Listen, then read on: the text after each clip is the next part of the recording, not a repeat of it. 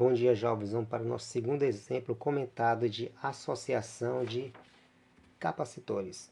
Na figura estão representados três capacitores de capacidade C1, C2 e C3 ligados em série, sendo que o primeiro é igual a 12, o segundo é igual a 6 e o terceiro também é igual a 6 picofarad, sendo que esse P é uma abreviação e ele equivale a 10 a menos 12.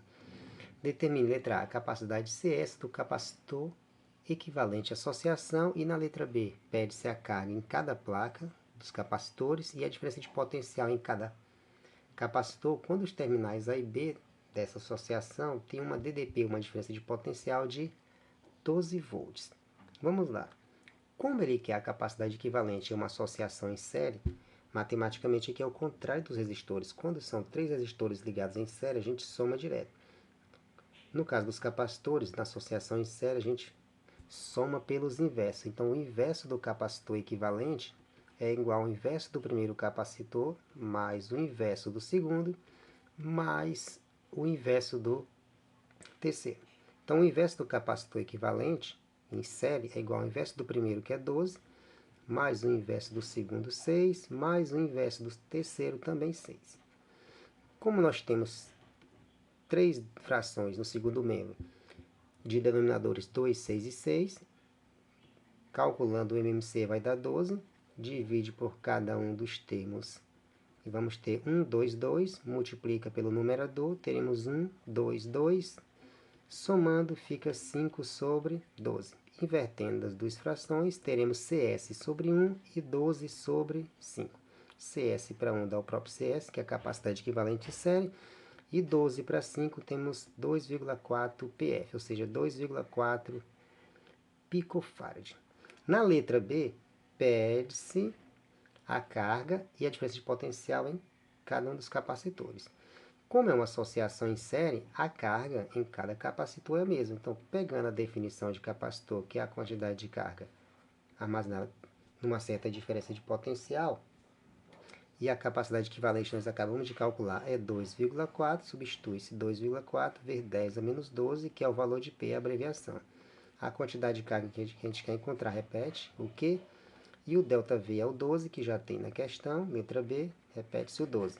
Faz-se o produto dos meios, Q vezes 1 é Q, 12 multiplicado por 2,4 fica 28,8, multiplicado por 10 a menos 12. Passa-se uma casa para após a vírgula, teremos 2,88, aí desconta uma casa do 12, 11. 2,88 podemos arredondar para ficar mais interessante, fica aproximadamente 2,9, uma notação científica mais precisa, então teremos 10 elevado a menos 11 como expoente, então essa é a carga elétrica armazenada, aproximadamente 2,9 vezes 10 elevado a menos 11 coulomb, e é a mesma carga para cada um dos capacitores, porque eles estão associados em série. Agora pede-se a diferença de potencial em cada capacitor. Nesse caso, a diferença de potencial da fonte que alimenta que carrega os capacitores é dividida para os três. Pegando a definição de capacitor, mais uma vez, vou fazer aqui um rascunho acima, posso puxar aqui a seta, C é igual a Q sobre ΔV. Faz-se o produto dos meios, só para a gente remodelar a equação, C vezes ΔV igual a Q vezes 1. O C está multiplicando, passa, que é a capacidade, passa para o segundo membro dividindo, teremos Q sobre C. Só remodelei a equação e nós aplicamos na letra B. Então, ΔV vai ser Q sobre C. Mas como a gente quer a diferença de potencial para cada um, então a gente vai numerar. Aqui vai ser o ΔV1, aqui é o Q1 e aqui é o C1. Para identificar. Quem é a quantidade de carga? Como a quantidade de carga é a mesma em todos, então esse Q1 é a própria carga elétrica total que a gente acabou de calcular, aproximadamente 2,9. Mas para ficar um valor exato, eu vou usar o valor anterior, 2,88, sem ter arredondado, vezes 10 a menos 11, dividido pela capacidade do primeiro, que é 12. Então é 12 vezes 10 a menos 12.